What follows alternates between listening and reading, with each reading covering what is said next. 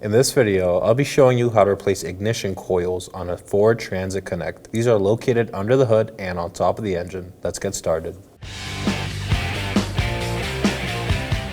We're going to open our hood and locate our engine and our coil packs. We're going to be working on cylinder number 4 today, but usually you do want to replace all of these at the same time. We're going to make our way to cylinder number 4 and locate the connector, push down on the black tab on top and slide it out.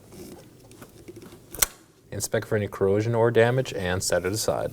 Right next to the ignition pack, we're going to locate an 8mm bolt. Remove it as well.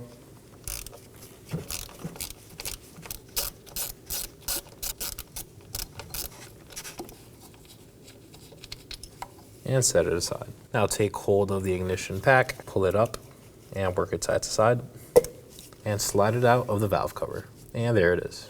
Let's install our ignition coil. Slide the bottom portion of the boot into the cylinder head.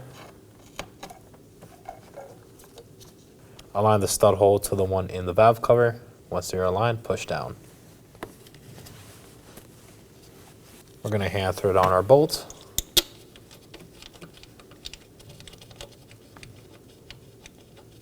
And snug it down using your 8mm.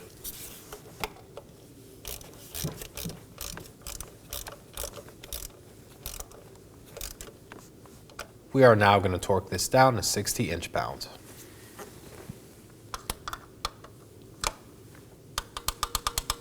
Remove your torque wrench. We are going to take hold of our electrical connector and install it as well. Just slide it over until the tab fully seats. Make sure it's secure. When only the best will do, demand TRQ. The only company that lets you view before you do. TRQ is committed to offering the highest quality aftermarket auto parts that are engineered for peace of mind. Thanks for using and viewing with TRQ.